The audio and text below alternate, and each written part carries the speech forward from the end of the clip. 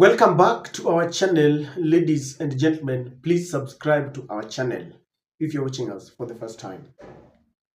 Rigathi Gachagua, the Deputy President of the Republic of Kenya, jetted out of the country, destination South Africa, to represent William Samoei Ruto in a presidential function where Cyril Ramaphosa is going to be sworn in on his election as a president for the second time. And this is what Rigathi Gachagua shared with us.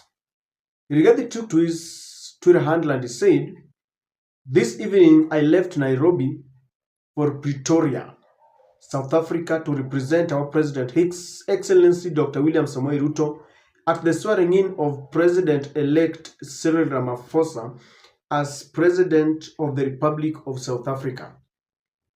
When you look at that picture, it was just enough for Rigathi Gachagua to show us and inform the nation that he's out of the country and he's going to South Africa. And he's giving us a picture of where he was sitting. But then I'm concerned about the picture in the left-hand side, where Rigathi Gachagua ensured that he showed the nation that he used a KQ flight. Why do you think Rigathi Gachagua decided to show us how he flew to South Africa? For the obvious reasons, Rigathi wanted to show the nation that just recently he used the KQ to Mombasa and he was criticized. This time round, in fact, he donned some sneaker there, anavaa kama kijana.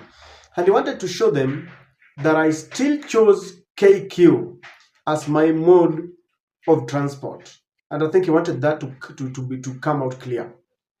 But then, ladies and gentlemen, this meeting, or his going to South Africa, is coming at a time just hours after they had a meeting in Statehouse. That crisis meeting that was convened very abruptly to resolve the differences between surrounding the Finance Bill 2024. And it was also meant to iron out their differences. Before this meeting was convened, Ruto's foot soldiers, to be very precise, the National Assembly Majority Leader Silvanus Osoro, had informed the nation that they were going to report Rigathi Gachagua to the president so that the president can take action.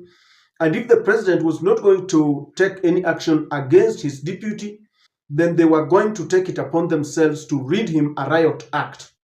So we were waiting to see the outcome of the two scenarios. The first one was to look around the controversy that is rocking the Finance Bill 2024.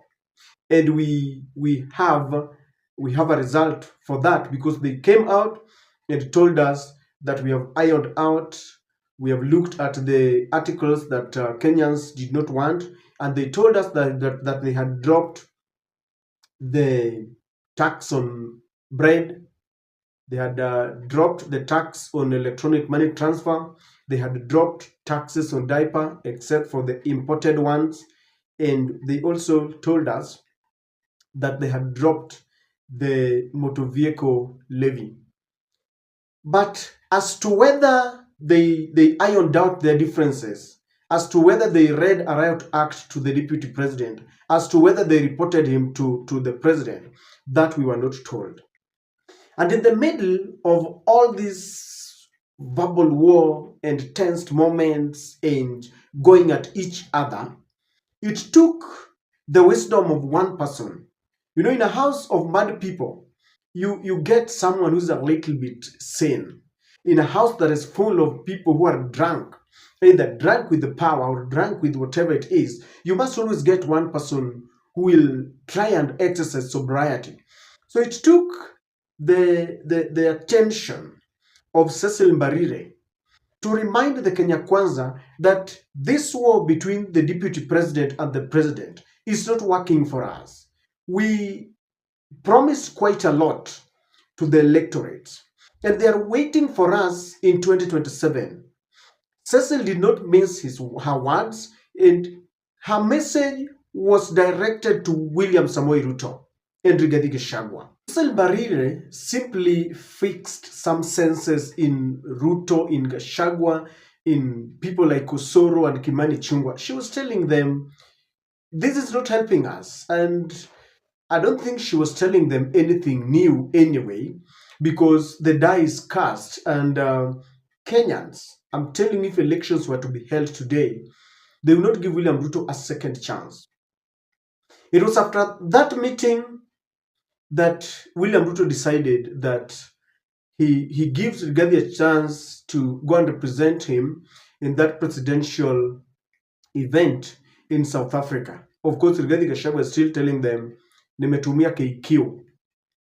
And William Ruto also understands that at a time like this, when he wants unity of the party, he wants unity of parliamentarians, not for any good, but just to ensure that they pass the finance bill. He decided, let me massage the feelings of Rigathi Gachagua just a little bit. Because one thing, the Rigathi Gachagua camp has always said that when Mudavadi is being sent outside to represent the president, they've always said in protest, bragging in protest, that we were elected by the people of Kenya, and so we remain behind to help the people of Kenya to achieve the dreams that we gave them. William Ruto did not want that disunity, because there is a feeling that Gachagua does not support or did not support the finance bill. That is why Mutahi Kahiga, who has always been a mouthpiece of Rigathi Gachagua, made it very clear that his finance bill haitapita, and so they wanted Rigathi Gachagua to fit in. I understand that at some point they wanted Rigathi to declare his stand. Of course, Rigathi, when was given a chance to speak, he praised the younger politicians, because there's been this argument that he's trying to sabotage the young politicians, people like Ndindi Nyoro, Kimani Chungwa, and Moses Kuria. But then those who are supporting Rigathi Gachagua are looking at it the opposite way. They are saying it is the young politicians who are trying to sabotage Rigathi Gachagua. They are already campaigning, yet Rigathi Gachagua is on the seat. Rigathi is the principal assistant to President William Ruto. And those who are supporting Rigathi feel that William Ruto placed Moses Kuria, Ndindi Nyoro, Kimani Chungwa, and Waiguru strategically to destabilize Rigathi Gachagua. And they sought to try and and have that unity as they pass the finance bill. But this is not the cure, because what William Ruto is doing with the UDA is simply trying to cut off the branches of this tree called Kenya Kwanza, or UDA. The elephant in the room is they don't want to tackle the elephant in the room, because if you ask Rigathi Gachagua, Rigathi wants respect. He feels that when a dog is barking, the owner of the dog must stop them. The bone of contention has always been Rigathi's position on one man, one shilling, one vote, and his call for Mount Kenya unity. If this is not resolved, even if Rigathi goes to South Africa, comes back, you send him to another country, he will continue with these calls for unity. And so they must agree. Rigathi has made it very clear that I am not going to stop. He told William Ruto in Nakuru. He has always told him when they meet. Number two, and this is the major difference, the biggest difference, that if this is resolved, you will not see or hear these wrangles. Rigathi's fear is that William Ruto is not going to pick him as a running mate in 2027. There was never an MOU. In the case of William Ruto and Uhuru Kenyatta, Uhuru made it very clear. Yangu kumi, yake kumi, kumira kumira. For Rigathi, there was no declaration. And if there was, then it must have been done secretly, like the one that Raila Odinga and the late President Kibaki did. We were later informed that Raila was to become a prime minister.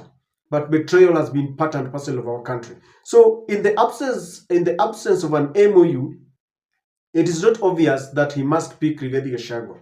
But another person is also arguing that in the absence of an MOU, It is not obvious that Rigathi must go as a one-term deputy president or a running mate. If William Ruto would assure Rigathi Gachagua that you will be my running mate, and he follows it with action, he instructs his foot soldiers to stop attacking Rigathi Gachagua, and then he decides to follow Rigathi Gachagua on his unity quest, there will be no problem. In fact, if we're advising William Ruto, I would tell him, go on with the unity, and I will always follow him. And in any meeting he goes, I would always follow him, because William Ruto has nothing to lose. Even if he goes with Rigathi Gachagua for a second term and he wins, what does he lose? Because either way, even if you pick Anne Waiguru, Rigathi, Ndindi, what does he lose? Because his interest is simply to clinch power. If he succeeds, does it matter who is supporting him? Because I don't think Rigathi is trying to sabotage him. Rigathi is very loyal. So, ladies and gentlemen, Cecil Barire forced Ruto to give Rigathi Gachagua a chance to represent him in South Africa. But I can assure you, this is just a moment of reprieve. When they come back, they will start it from where they stop it. Attack after every attack. The foot soldiers will continue. Kimani Chungwa, Ndindi Nyoro, Moses Kuria, they will continue. Rigathi is a no-nonsense man. He will come back and will pick it from where he left it. Unity, unity, unity. What do you think?